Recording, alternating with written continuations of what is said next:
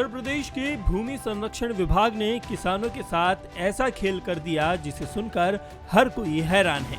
इस विभाग के अफसरों ने भ्रष्टाचार का अनोखा तरीका निकाला और किसानों के हक पर डाका मार दिया। दरअसल यूपी सरकार किसानों के लिए कई योजनाएं संचालित करती है। इन योजनाओं का फायदा भूमि संरक्षण विभाग के जरिए किसानों को मिलता है, लेकिन ललितपुर जनपद में अफसरों की करतूतों से किसानों को ये फायदा पहुंच ही नहीं पाया।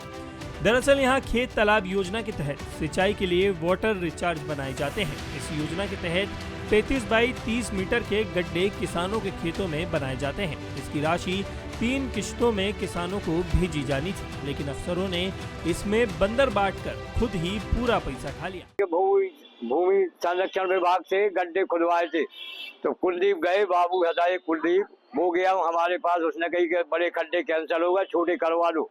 तो हमने सर छोटे 2 गड्ढे करवा दिए।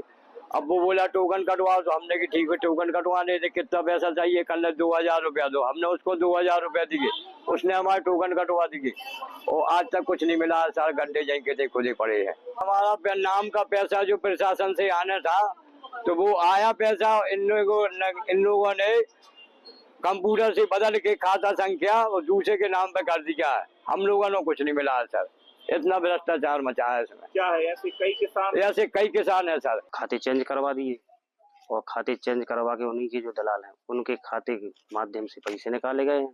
हम किसान जितने भी भाई और हैं सभी लोगों के खाते में कोई पेमेंट नहीं हुआ। हमारे दादाजी हैं जो नाथूराम कुशवाहा, उनके नाम से हमने खेत तालाब योजना में टोकन लिया था, पर खेत तालाब नहीं खोदा गया हमारी जमीन में और पैसे निकालने के चक्कर में दूसरे का तालाब दिखाकर पैसा निकाला गया।